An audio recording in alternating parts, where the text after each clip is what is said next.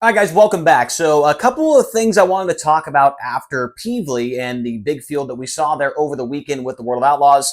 And also, I'm going to start at the bottom of the board here for this one. Usually we start at the top because that's how things usually work when you read things. You go bottom to top, left to right.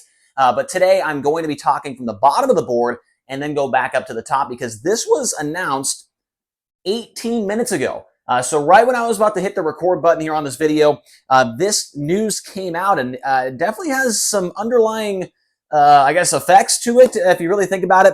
But Daryn Pittman is going to be driving the Lunstra Motorsports #3 car this weekend against the World of Outlaws at the Knoxville Raceway. What is going to be probably close to a 70-car field showing up to the sprint car capital of the world. In the release from Lunstra Motorsports, they mentioned that Daryn Pittman is going to be running quite a few races for them on a very, select basis, and he's also going to be running the Knoxville Nationals for them. So, right, that he's running a different car this year at the Knoxville Nationals. They did also mention that Tim Kading will be running quite a few races in that Lunstra Motorsports #3 as well. So, definitely an interesting storyline. Came out today, so we'll see how that pairing fares this weekend at Knoxville. Now, after the races at Peevely, there are 3 drivers that run full-time with the Outlaws that I did want to discuss today. One of them is Logan Schuchart and how impressive he has been in comparison to what he did last year. Last year, we remember, only 1 win all season long. He was way off the pace compared to what we had seen in the previous years. There is no doubt that he has turned things around in a huge way this year. We know he's got a new crew chief with Kyle Pruitt, and I don't know if that has been the recipe for success or what, but these numbers definitely do not lie. In 2024, in 15 races, he had 0 wins. He only had 5 top 5s. He had 13 top 10s, which is pretty good, but he had 0 podiums, 0 laps led, an 11.2 qualifying average, and an average finish of 6.8. Now, it took 31 races for him to win a race. It took 31 races for his first podium, and it took 29 races to lead his first laps of the season. Now, this year, he's already got a win. That came on Saturday at Peevely. He's got 5 more top 5s for 10 of them, 1 more top 10 for 14.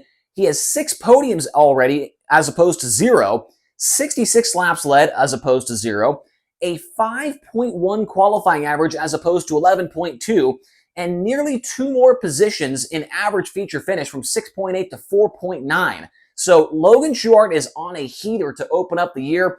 Not quite as good of a heater as David Gravel, obviously, but he is 3rd in points. I want to say 70-ish behind David Gravel entering this weekend at Knoxville.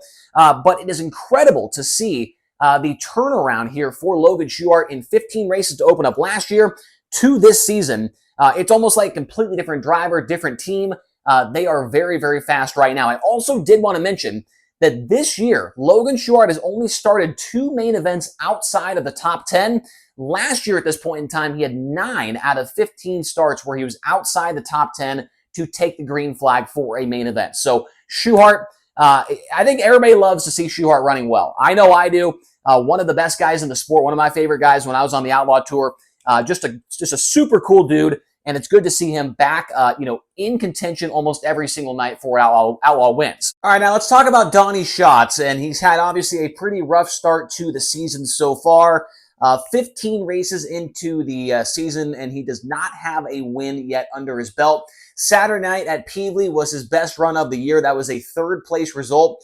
Friday night, he did have a 6th place run, so maybe things are starting to turn around for Tony Stewart Racing and that number 15 team and driver. But I did want to talk about a couple of stats here on the board that, are interesting to look at when you look at Donny Schatz's full career and the last time that maybe it took this long to get to a couple of these numbers. Now, the first one we'll talk about is 15 races without a victory. The last time that happened where he went at least 15 races to open the season without a win was 2023. He had 20 races before he got that first win out of the way. And you'll notice that 2023 does pop up quite a bit here on this little portion of the board. 15 races so far before he got his first podium of the season, which we mentioned was on Saturday. Before that, it was 16 races in 2023, so just 1 more race longer than what he had did this season. 0 laps led yet so far in 2025. 2023 was also the same year where he went at least 15 races without a lap led. It was 17 races 2 years ago.